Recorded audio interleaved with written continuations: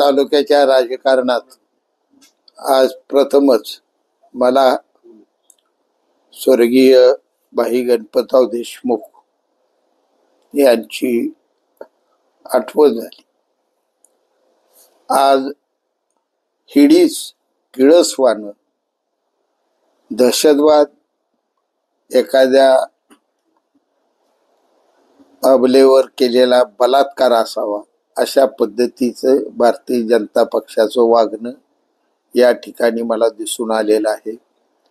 ही राजनीती एक प्रतीक आहे सांगोला।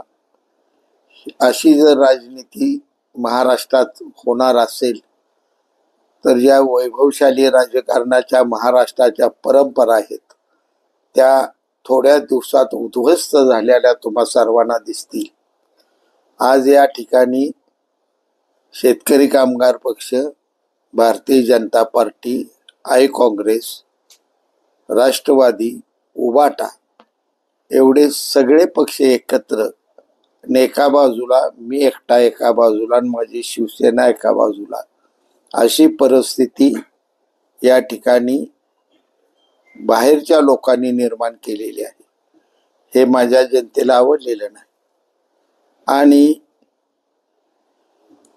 जो गेल्या भारतीय जनता पार्टी, सदाभाऊ खोतची पार्टी असे व्यवस्थित त्यांनी जुळणी करून ती मार्गी लावलेला आहे, परंतु इतर ठिकाणी त्यांनी सगळीकडे दबावाचं तंत्र वापरल्यामुळं चांगल्या पद्धतीनं भारतीय जनता पार्टी शिवसेनेची ही युती होऊ शकत होती, राष्ट्रवादी सहित अजितदादा गटासहित युती होऊ शकत होती, परंतु भाजपनं कसलाही आम्हाला प्रतिसाद न देता एकतर्फी सगळ्या निवडणुका लढवायचा घाट घातल्यामुळं दुर्दैवानं जिल्ह्यात सर्व बाजूला दोन ठिकाणी सोडून युती तुटली आणि सगळीकडे वेगवेगळ्या पद्धतीने निवडणुका लढवायला कार्यकर्ते सज्ज झालेले आहेत।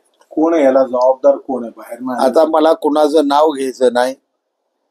राजकीय मुख्यमंत्री फडणवीस साहेब, उपमुख्यमंत्री शिंदे साहेब हे याचा विचार करतील जिल्ह्याचा निवडणुकीच्या निकालानंतर।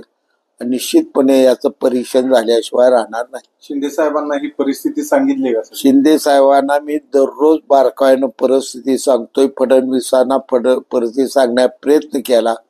त्यांच्या जिल्हाध्यक्षांना दिवसातून गेली 15 दिवस 3 वेळा मी बैठक घेतल्या।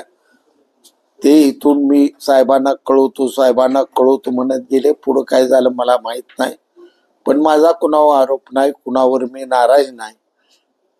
हे सगळं भोगायची मला 45 वर्षात मुळात इथं सवय आहे। काँग्रेसमध्ये असतानाही काँग्रेस माझी, पण मदत आबासाहेबाला हे आम्ही बघत आलोय। या सवय आम्हाला जुन्या आहेत।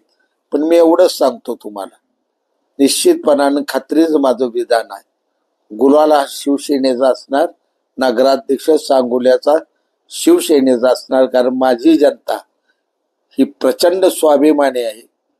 भाई गणपतरावजी देशमुख आणि शहाजीबापूच्या विचाराच्या धाटणीत घटलेला आमचा मतदार आहे। हा मतदार सहजासहजी कुणाचा दहशतवाद मान्य करणार नाही। नाद करायचं नाही विरोधकांनी असं मी काही म्हणणार नाही, पण लढाई चांगली होईल, पण विजय आमचा होईल। गुलाल तुमचा सगळीकडे, गुलाल 100% माझा। नगराध्यक्ष माझाच, च च च माझाच। आनंद